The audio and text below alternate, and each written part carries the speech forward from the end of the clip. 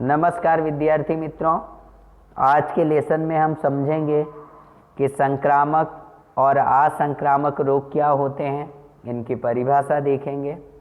साथ ही इनके कुछ रोगों के उदाहरण समझेंगे। तो रोग के मुख्य दो प्रकार होते हैं, एक को हम कहते हैं संक्रामक रोग और दूसरे को हम कहते हैं असंक्रामक रोग। तो आइए सबसे पहले संक्रामक रोग की परिभाषा देखते हैं। रोग जो किसी न किसी रोग जनित कारकों, रोगाणुओं जैसे प्रोटोजोआ, कवक, जीवाणु, वायरस इत्यादि के कारण होते हैं। यानी ऐसे रोग जो सूक्ष्म जीवों के कारण होते हैं। ऐसे संक्रामक रोग एक शरीर से दूसरे शरीर में आसानी से फैल जाते हैं। तो ऐसे रोगों को हम संक्रामक रोग कहते हैं। यानी ऐसे रोग जो एक शरीर से दूसरे शरीर में तेजी के साथ फैलते हों, ऐसे रोगों को संक्रामक रोग कहा जाता है। रोग जो किसी न किसी रोग जनित कारकों, रोगाणुओं जैसे प्रोटोजोआ, कवक, जीवाणु, वायरस इत्यादि के कारण होते हैं या फैलते हैं, उन्हें हम संक्रामक रोग कहते हैं। और संक्रामक रोगों की सबसे जो खास बात है वो यह है कि संक्रामक रोग तेज़ी से फैल जाते हैं। जैसे आपका कोई दोस्त है, अगर उसे खुजली हुई है तो आप उसके बाजू में बैठते हैं तो आपको 100% वो खुजली मिल जाएगी। फिर आपको मिली तो आपके माध्यम से पूरे परिवार को हो जाएगी और इस तरह से लगातार फैलती जाएगी। तो संक्रामक रोगों का मुख्य बात होती है कि वो तेज़ी के साथ एक शरीर से दूसरे शरीर में फैलते हैं। इसके कुछ उदाहरण हैं मलेरिया, टाइफाइड, चेचक, इन्फ्लुएंजा इत्यादि। तो ऐसे रोग जो गुजराती में अगर कहें तो चेपी होते हैं, यानी जिनका चेप लगता है दूसरे को, जो आसानी से एक शरीर से दूसरे शरीर में फैल जाते हैं, ऐसे रोगों को हम संक्रामक रोग कहते हैं। अगर किसी को संक्रामक रोग हुआ है तो उसके कपड़े, उसके दूसरे सामान छूने के बाद आप अपना हाथ ज़रूर अच्छी तरह से धुलें या अपने कपड़े को ज़रूर बदल लें। जो कपड़ा आपने पहना हुआ है वो चेंज कर दें। अगर ऐसे मरीज के पास से होके आए हैं जिनको संक्रामक रोग है तो हमें बहुत ही खास ध्यान रखना होगा, नहीं तो हम संक्रामक रोगों का खुद ही शिकार हो जाते हैं। इस मलेरिया, टाइफाइड, चेचक, इन्फ्लुएंजा इस तरह के जो रोग हैं वो संक्रामक रोग कहलाते हैं। आइए दूसरा रोग देते हैं, असंक्रामक रोग किसे कहते हैं। असंक्रामक रोग की परिभाषा देखेंगे कि किसे कहते हैं। तो असंक्रामक रोग शरीर के अंदर विकार या असंतुलन के कारण होते हैं।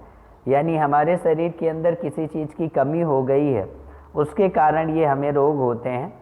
और ये रोग बाहरी संक्रमण से नहीं होते।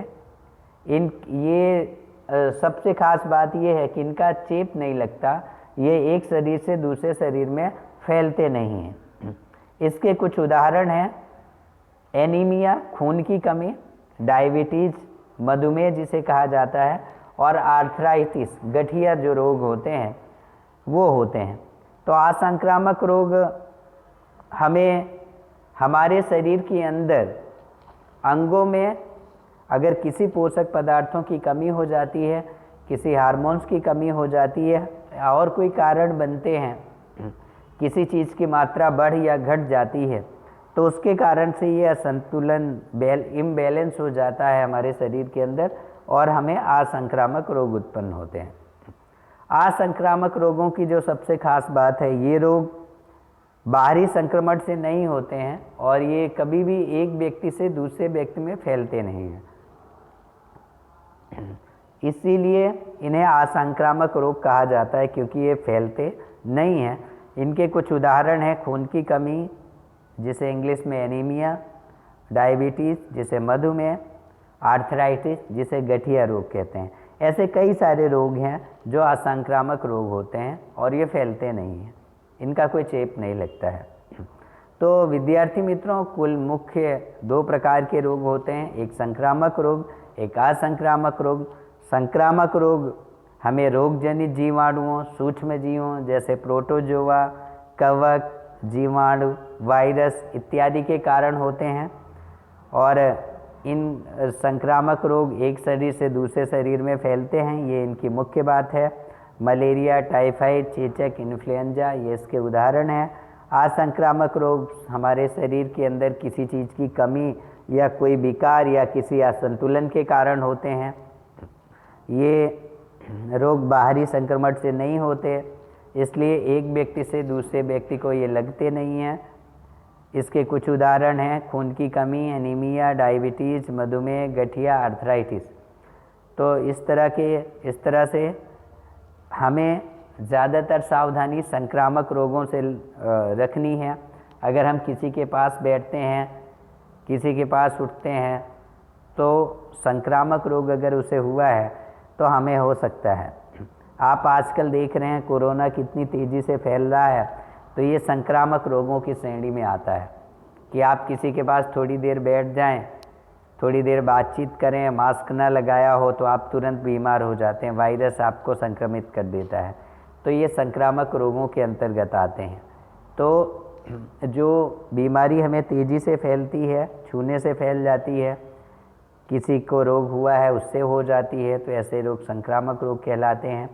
और जो रोग छूने से नहीं फैलते हैं, हमारे शरीर के अंदर कुछ कमियों के कारण होते हैं, उन्हें असंक्रामक रोग कहते हैं। तो विद्यार्थी मित्रों, हमें संक्रामक रोगों से बचने की खास आवश्यकता है ताकि हमें किसी दूसरी बीमारी का चेप न लगे। और आजकल तो बिल्कुल कोरोना का आतंक इतना फैला हुआ है कि हमें बहुत आसानी से चेप लग जाता है, बहुत आसानी से हम संक्रमित हो जाते हैं। इसलिए मास्क अवश्य लगाएं, 2 गज की दूरी बनाए रखें, स्वस्थ रहें। फिर मिलेंगे अगले लेसन में।